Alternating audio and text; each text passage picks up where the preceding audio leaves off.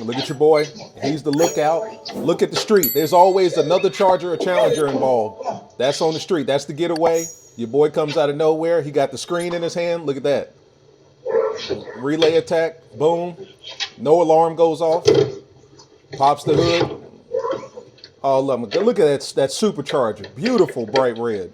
Goes to the fuse box. Just like that. Can you imagine hearing your Hellcat start up and you ain't in it and you didn't start it up? Let's go. Let's watch it again. That happened pretty quick. 30 seconds right there. Boom. Look at the Charger on the street. Your boy comes out of nowhere. Got the screen in his hand. Starts pushing the buttons. The lights flicker. He's in there. No alarm, no nothing. Pops the hood.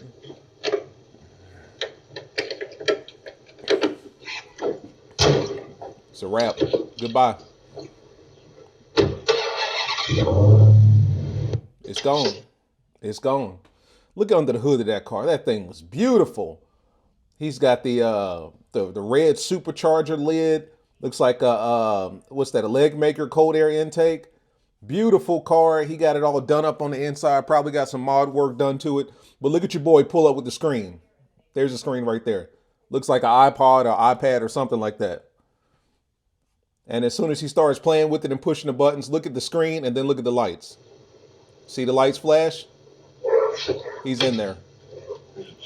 Opens it. It's a wrap. The alarm doesn't go off because it's probably a relay attack of some sort. Relay, basically, they steal the signal from your key fob, replicate it to the car. The car can't tell the difference between the iPad or whatever device they're using and your key fob, and it just opens up like normal, starts like normal. This charger up here is a part of it as well. Getaway charger. Your boy right here is nothing but the lookout, making sure that nobody's pulling up. Because as soon as he takes off, look at that charger, slow creeping in. Slow creeping in, and then he just stops. I'm telling you, in broad daylight too. They don't give a damn. In broad daylight. As soon as he starts touching the buttons, the lights flicker, it's unlocked. That's our Charger now. Still looking out. I wonder what he went to the fuse box for. Maybe he went there to, because he definitely popped open the fuse box. He pulled out something, or maybe he didn't. I don't know. Maybe he went to the fuse box to see if there was some sort of security or something. I don't know. Hops in it. Now, mind you, this Charger up here is just lurking. That's the lookout. Charger gone. Just like that. 31 seconds. That's how long that video is. 31 seconds right there. Goodbye. I mean, parking your car in broad daylight. See, that's the thing. A lot of people will park their car outside during the day, right? Because they look at it like, oh, I just finished washing it. I'm going to let it dry off. Or I'm going to pull out the Hellcat and park it outside and let my wife or my kids or something like that, my girlfriend, I'm going to let her park in the inside. Trust me when I say if you do that too often, because 9 times out of 10, what happened in this case was this was a situation of they were spying this Hellcat being outside. It wasn't just I rolled through the neighborhood and randomly saw a Hellcat chilling. This was one of those situations where they probably came through this neighborhood 2 or 3 times on 2 or 3 different days during the week. And it was like, that Hellcat is still outside. The Ford Explorer is right beside it, and the Hellcat is still outside. And nobody's doing anything. You know what I'm saying? Nobody's driving it. Nobody's pulling it in the garage. So at this point, we can just go ahead and snatch it. And it could have been a situation to where he pulls it out during the day and puts it in the garage at nighttime because he's thinking, oh, the criminals are out at night, but not during the day. Well, obviously, that's not true. You know what I mean? You already know where I'm about to go with it. You know what I'm saying? CarLock. I told you guys in the past, a lot of guys don't like spending a lot of money on security. I've spent thousands of dollars on security when it comes to my cars, my T-Rex and my Hellcat. The type of stuff that I got on that thing, at this point, if you touch it, the alarm's going off, I get a notification, it kills the engine, all that stuff. You can't start it. You can't do anything with it. It's basically an expensive ass machine brick, basically. That's what my cars turn into if you try to break into it. But I understand that that's overkill for a lot. I live in Charlotte, North Carolina, so I'm in a major metropolitan city where cars like this get stolen all day, every day. And I've told you guys in the past, like, you know, I'm OCD with where I go and where I don't go. Like, I drive my Hellcat during the day maybe during the night, but even when I'm driving it at nighttime, it's only because I'm driving it. Like I'm not going somewhere to turn it off and park and then go walk around or go to a movie or go to the mall or something like that. But I only drive it at certain times. Even with my T-Rex, kind of the same thing. My T-Rex is a little different just because I got all the same security on that I do my Hellcat Charger, and it's like that's an off-road truck. Like it's a truck. It's meant to be driven anywhere and everywhere. So I treat that a little bit different. But my Charger, I bring that out when it's pretty outside during the day. I know I'm going to be back within 20, 30 minutes of the car being parked. You know what I'm saying? And stuff like that. But I've spent a lot of money on security, and a lot of people don't want to spend a lot of money, which I completely understand, but that's where CarLock comes in, because you already know, and I push this, I don't even know how many CarLock videos I've made. I've probably made at least 100 at this point, probably hundreds, and just including me saying the word CarLock. But the benefit of CarLock, and we've talked about this in the past, man, is that it's a plug into your OBD. You can plug it into your OBD, or you can have it hardwired into the car. So for you guys that's not interested in getting under the hood of your car and you know, plugging shit into the battery and all that stuff, you can just plug it into your OBD. That way, whenever you want to pull it out, I don't know why you would, but if you ever wanted to pull it out, you can do it that way. But if you wanted to stay there forever, you can leave it in there as well. You can plug it into the OBD that's in the trunk. You can plug it into the OBD that's in the footwell, or you can hardwire it to the car so that nobody can plug it out. I know a lot of you guys was like, oh, you can just pull it out if you want to. Well, pause. You can just pull out the CarLock device from the OBD sensor whenever you want. But once you hardwire it to the car, it's not going anywhere. Now, the thing about CarLock, vibration detection, engine start detection, vehicle move detection, and you got, you know, GPS 24/7. I would show it to you, but I got my cars parked in at my house, so it's going to show my address.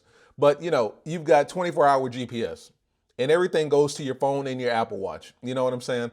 It's not going to stop anybody from stealing your car, but it will let you know up front when something's going on, right? It's not a kill switch. It's not going to stop somebody from breaking your window. But the moment that they break your shit, you're getting the notification. And at that point, you need to come on out. If you're getting the notification at 2 p.m. in the afternoon, you should probably go out there and see what's going on. Or 2 a.m. at night, you should probably go out there and see what's going on. So my CarLock is more sensitive than any of my other security devices. Like when they're cutting grass in my neighborhood, like when the landscapers are in my neighborhood and they're cutting grass and I got one of my cars pulled out, I turn off CarLock because the vibration, the noise, and the wind that's coming from the blower or the weed eater or the lawnmower, period, all of that stuff is just going to drop me up a wall because I'll get hundreds of notifications all day. First thing this morning, I woke up and I turned off my CarLock because I heard that the landscapers was outside. So I was like, I'm not being bothered with that because all of my cars are going to go off, my Charger and my T-Rex. And I got it on my Jeep too. So I knew all of those cars are going to go off. That's the first thing I did this morning, turned all that shit off because it's extremely sensitive, which is what you want. If somebody bumps up against your Charger, your Challenger, your car, your whatever, you're getting the notification. In this situation, with all of the touching and stuff that was going on with this car, he would have at least got a notification that something's going on outside. Now, what I will say is that this car was stolen in 31 seconds. You know? You got to be Johnny on the spot because, you know, from the moment that he touches that car, you should get a notification. But at that point, you probably got another 16 seconds before this shit is gone. So it's one of those things like, don't make it easy for him. You know what I mean? Don't make it easy for him. The thing about me is I'm always on guard when it comes to cars in my neighborhood. If I see a car in my neighborhood that I don't recognize and it's looking suspicious, tinted windows, slowing and creeping and all that stuff, you roll around 2 or 3 times like that or another time, I'm looking at you weird. You know what I mean? Like you can't make it easy for people. You just can't. Not saying that this guy did. I don't know this guy's situation, but I'm saying you're parking a $100,000 Hellcat Charger, which at one point was the most stolen car in America, outside. Now, I understand it's a broad daylight and it's probably a nice neighborhood. It looks like a nice neighborhood, I would imagine. But they don't care. Those are the neighborhoods that they're going for because they know there isn't going to be any smoke, right? Like you're not going to see shots getting let off at 2 p.m. in this neighborhood. So they know what they can do and what they can't do. I don't see anybody carrying any firearms or anything like that. So they're looking at it like this is going to be a sweet lick. And that's exactly what it was, unfortunately. 31 seconds, this Charger was gone. They had to look out on the street. They had you look out right there in front of the Ford Explorer to make sure that the owner wasn't coming out or anything. And then of course your boy came in and did what he did to the car, programmed it, it's a wrap. I don't know how long it takes for those relay attacks to steal the signal of the key fob, but apparently it doesn't take any more than 10, 20 seconds. Because to my understanding, what happens is, you got to think about it. Think about yourself. Where do you put your keys at when you walk in the door? The average, car owner, as soon as they walk in the door, they walk in the front door, they walk in the garage door, they put their keys right there in that front drawer, or they got some sort of bin or something like that that they put the keys in. Or if you're like me, you hang them on the wall, right? I got a wall with a hook that I hang all my keys on. But 9 times out of 10, that thing is right there at the front door. So it's one of those things, like what they'll do is they'll pull up with the relay hack, or the relay, hacking device, or whatever the case, relay device, and they know that the signal is going to be somewhere around that front door, somewhere around the front of the house. So it's just one of those things, like, just, search for that signal in front of the house. I made a video on that a while ago, which is actually the one video that did 1 million for me. But I made a video on that a while ago where they would just walk around the front of the house, get the signal, and then at that point they can start the car or unlock the car, whatever they want to do. If they just want to, break into it, they can, open the door and take what they want. If they actually want to steal it, the car is not going to know the difference. So it'll start either way. But I mean, in this situation, guys, I don't know what happened to this Charger, but it looks like it's gone. You know what I mean? Just don't, at this point, it's 2025. There's no excuse. Like, you need some sort of security. You can't be riding around naked. You know what I mean? Even if you're just parking your car outside during the day, like, you just can't be riding around naked like this. That's wild. I hate that this happened. I hope that the dude gets his car back. I hope he already has it back. But yeah, wild situation there, man. But check out CarLock, man. If you want some security, I've had them on all of my cars. My V6, my Scat, my Cat, T-Rex, Jeep. Trust me when I say I trust it. You know what I mean? So I would highly suggest that you guys look into it. Link and everything is in the description. Use my code for a discount. As always, guys, like, subscribe, comment. Please protect those Hemis. 2025 or not, they still want them. And the bad thing about them is, once they steal your shit now, you're not going to be able to just go to the Dodge dealership and get you a brand new one and upgrade. It's gone. You know what I mean?